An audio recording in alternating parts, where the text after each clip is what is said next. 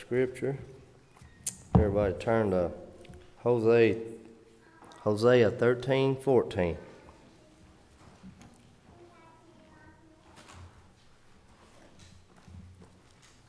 Okay. Says, I will ransom them from the power of the grave. I will redeem them from death. O death, I will be your plagues. O grave, I will be your destruction. Pity is hidden from my eyes.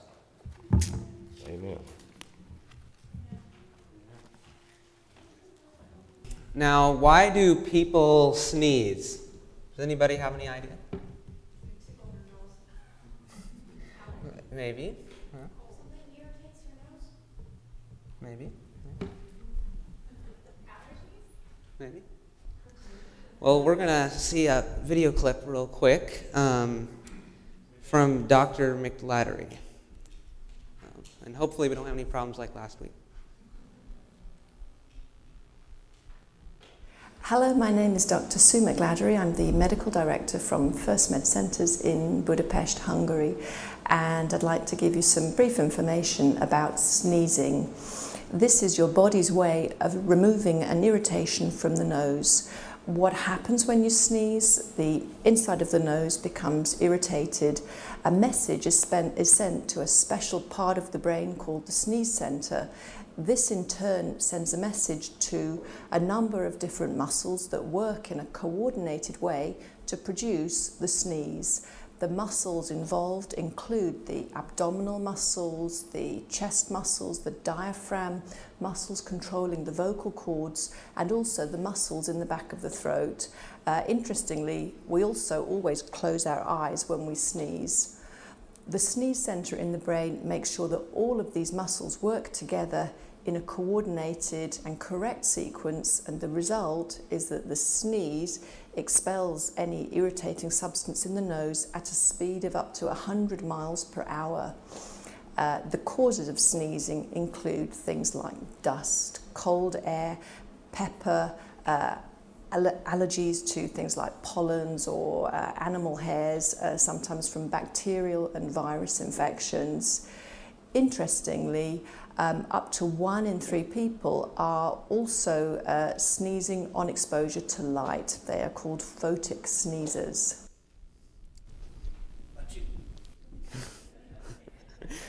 Okay.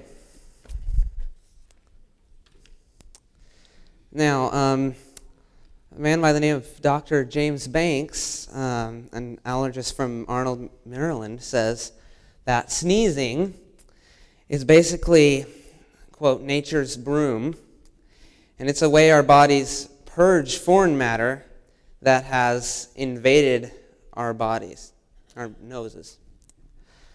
Now, the Bible mentions a mysterious sneezing. Does anybody know where that is in the Bible? 2 Kings chapter 4. And it says that Elisha raises a dead boy and he sneezes 7 times. Does anybody have any idea why the Bible might mention something like this? Well, you know, the Bible just doesn't throw things in there just to slap down on a page or anything. So it's got to have a reason, but since none of you know why, we're going to go on. And now this is the third resurrection, what we're talking about today, the third resurrection recorded in the Bible. Now, the first one we talked about 2 weeks ago. What was it? Moses, okay. And then the second one, does anybody remember? Well, we didn't talk about it, but does anybody know? No? The second one in the Bible after Moses.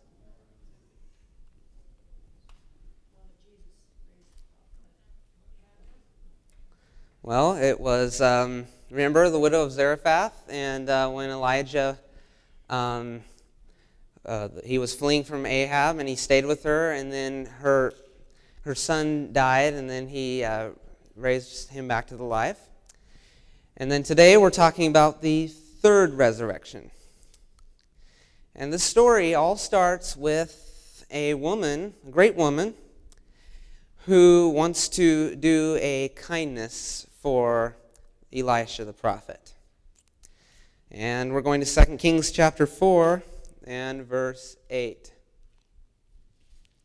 It says, Elisha passed to Shunem, where there was a great woman, and she constrained him to eat bread. Now, that word constrained, does anybody know what that means?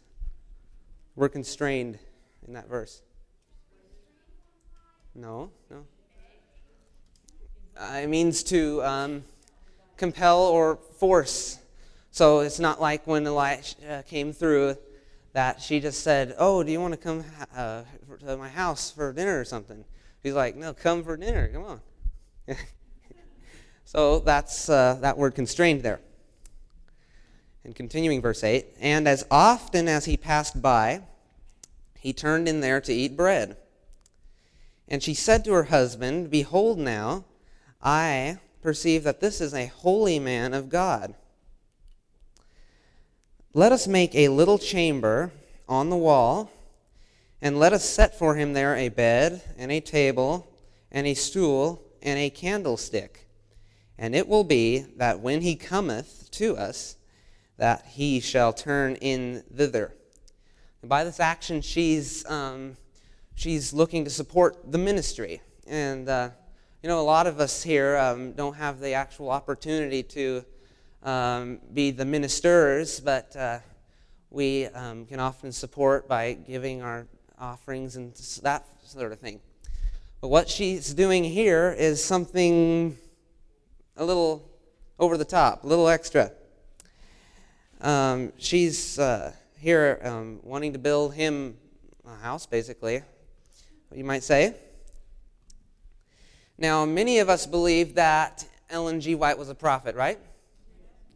Now, one such person was a lady by the name of Sister Barnes. And now, she read the story in 2 Kings chapter 4. And she thought, I would like to do something special for God's prophet. She lived in the San Francisco Bay Area. And Ellen White would come through there every once in a while. And Sister Barnes, she got the idea of making a prophet's chamber, just like in the story we were just talking about. And so the next time Sister White came through, Mrs. Barnes told her, that I have this room for you, and this is your room. And she gave her the key to it. And said, you can stay here anytime you're passing through and that sort of thing. So she stopped by several times.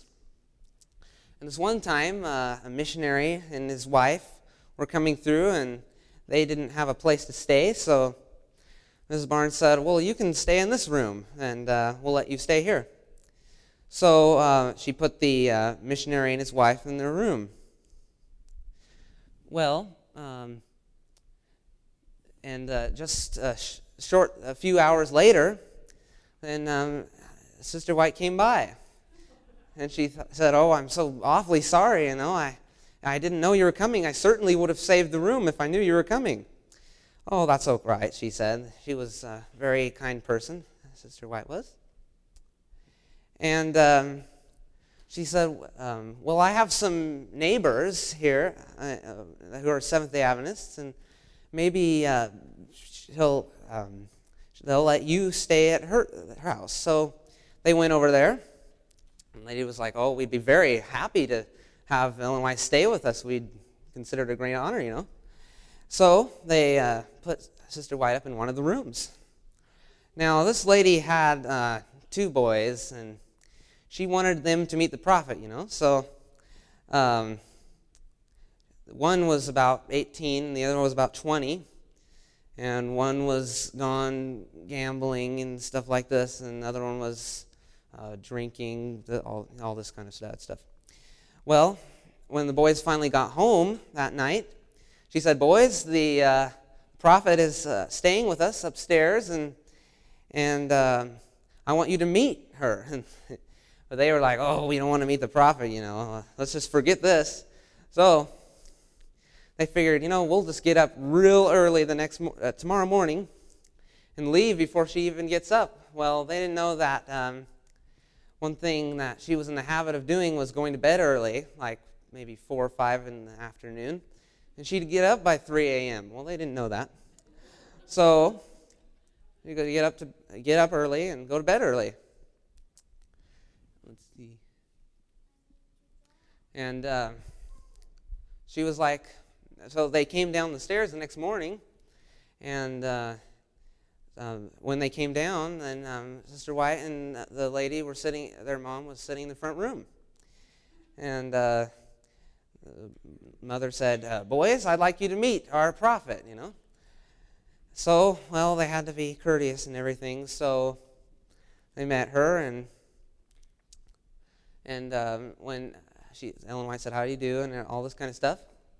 And then she said, I've seen you boys before, I think. And they were like, you've met us? Where did you ever see us? And she said, the other night, I saw you. She was talking about the younger one, out drinking and all this sort of stuff. And he was like, how does she know that? And then she said to the older one, she said, and I saw you the other night gambling. Now, she said, boys, why do you do that? You have a good Christian mother who is very conservative. Now, why don't you guys just live right, And she said to the younger one, I'm telling you, if you don't quit what you're doing, in less than 6 months, you'll be dead. Well, that was quite a statement, of course. And, well, they went on. They didn't pay any attention to what she said, and in less than 6 months, he was killed.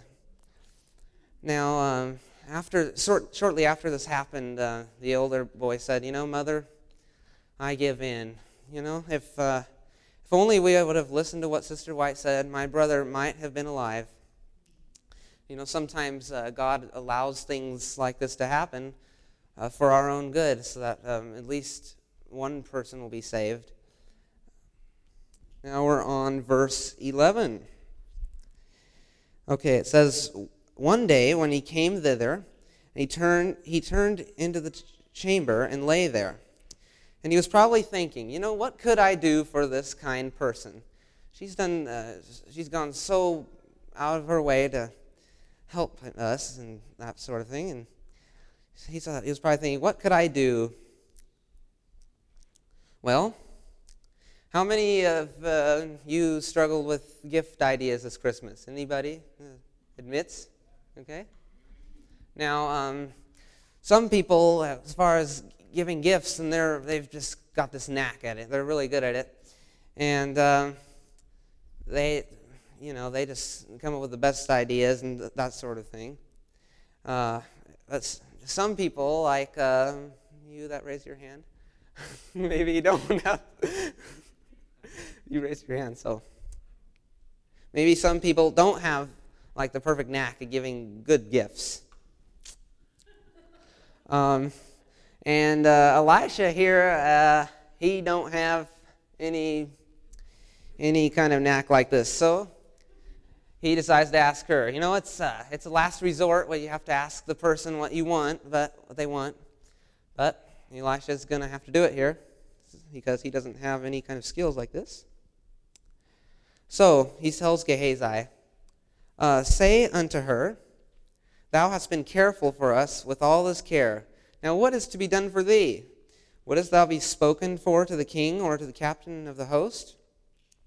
He's like, I don't have any money or anything or stuff I could give her, but I've got influence. I could talk to the king or something for you.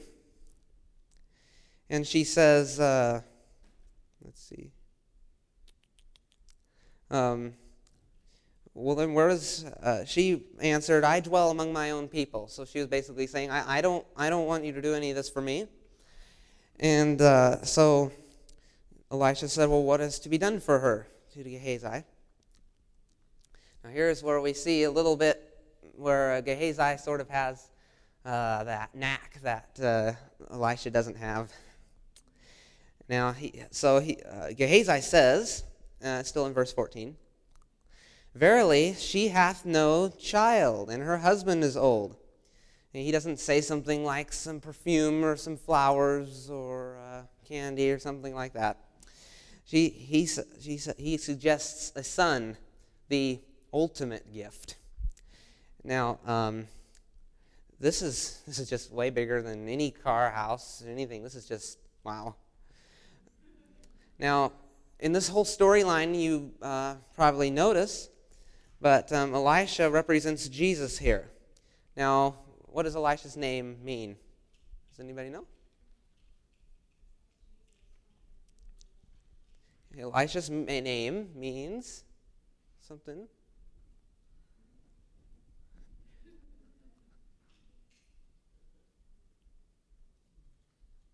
Okay, since nobody knows, I'll have to give you the answer. Elisha means my God is Savior, and Jesus' name means Savior. And Jesus, we know, wants to do great things for us, too. Just like Gehazi is suggesting here. So Elisha's like, good idea, Gehazi. And so he says in verse 15, go call her. And then in verse 16, he says, about this season, according to the time of life, thou shalt embrace a son. And did she say, goody, goody, or what did she say? She says, nay, my Lord, thou man of God, do not lie unto my handmaid. So she's like, don't tease me like that, This isn't going to happen. Well, now this is the first time in the Bible that a man has pronounced pregnancy on a woman, There have been lots of barren women in the Bible, and God always promised them a son. But here, you don't have what we might call verse 14 and a half, where Elisha goes and asks God if this is okay to say that she's going to have a son next year. He just says it. So he must have been so filled with the Holy Spirit that he knew that this would be God's will. So, and sure enough, it happened. Verse 17, and the woman conceived and bare a son at that season that Elisha had said unto her, according to the time of life.